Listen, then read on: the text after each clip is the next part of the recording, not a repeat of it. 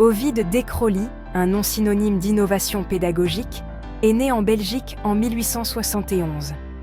Dès son plus jeune âge, Decroly a fait preuve d'une curiosité insatiable pour le monde qui l'entourait. Cette soif d'apprendre l'a conduit à étudier la médecine, se spécialisant en neurologie et en psychiatrie. Son travail auprès d'enfants ayant une déficience intellectuelle a suscité un profond intérêt pour l'esprit humain et son développement. L'expérience de Decroly en médecine a profondément influencé son approche pédagogique. Il était convaincu que l'éducation devait être adaptée aux besoins et aux intérêts de chaque enfant. Il croyait en la nécessité de nourrir le développement physique, intellectuel et émotionnel de chaque enfant. En 1907, il a fondé l'Ermitage, créant un espace où les enfants étaient encouragés à explorer et à apprendre activement. Imaginez le début des années 1900. L'éducation traditionnelle régnait en maître. Des rangées d'enfants en uniforme, assis silencieusement, mémorisaient des faits tirés de manuels scolaires.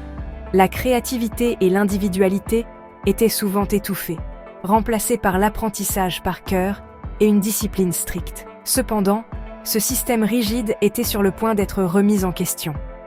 Decroly a reconnu les limites de l'éducation traditionnelle, en particulier son incapacité à stimuler la curiosité naturelle des enfants et leur amour d'apprendre. Il était convaincu que l'éducation devait être une expérience joyeuse et significative qui favorise l'amour de l'apprentissage tout au long de la vie. Decroly a reconnu la nécessité d'une nouvelle approche, une approche qui doterait les enfants des compétences et des connaissances dont ils avaient besoin pour s'épanouir au XXe siècle et au-delà.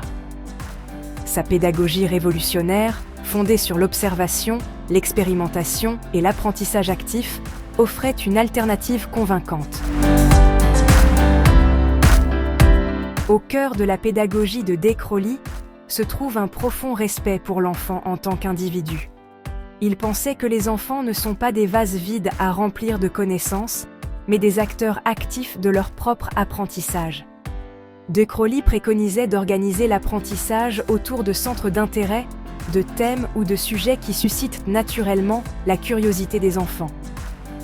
Ces centres offrent un contexte significatif pour l'exploration et la découverte.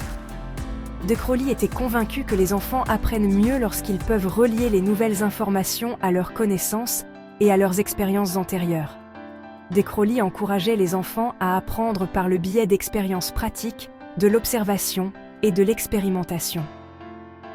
Decroly a reconnu l'importance de l'interaction sociale dans l'apprentissage.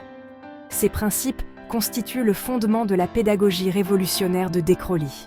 Ils représentent une rupture radicale avec l'éducation traditionnelle. Imaginez une salle de classe bourdonnante d'activités. Les enfants sont regroupés, absorbés par leurs explorations. Un groupe construit un village miniature, le visage illuminé par la concentration, tandis qu'il place soigneusement les bâtiments et ajoute les touches finales. Un autre groupe est rassemblé autour d'une table, examinant minutieusement des insectes à la loupe, les yeux écarquillés d'émerveillement. Voici un aperçu d'une salle de classe inspirée par les centres d'intérêt de Decroly. Au lieu d'être confinés à des rangées de bureaux, les enfants sont libres de se déplacer, choisissant des activités qui stimulent leur curiosité et enflamment leur imagination. La salle de classe devient un environnement d'apprentissage dynamique, animé par les sons de la découverte et la joie d'apprendre. Ces centres ne sont pas des collections aléatoires d'activités, mais des espaces soigneusement conçus pour faire vivre aux enfants des expériences d'apprentissage significatives. Grâce à ces centres, les enfants sont encouragés à explorer leurs intérêts, à poser des questions, à expérimenter et à établir des liens entre différents concepts. Ils apprennent en faisant, en observant, en interagissant avec leurs pairs et en s'immergeant dans des sujets qui les passionnent. Il en résulte une expérience d'apprentissage engageante et stimulante qui favorise l'amour de l'apprentissage tout au long de la vie.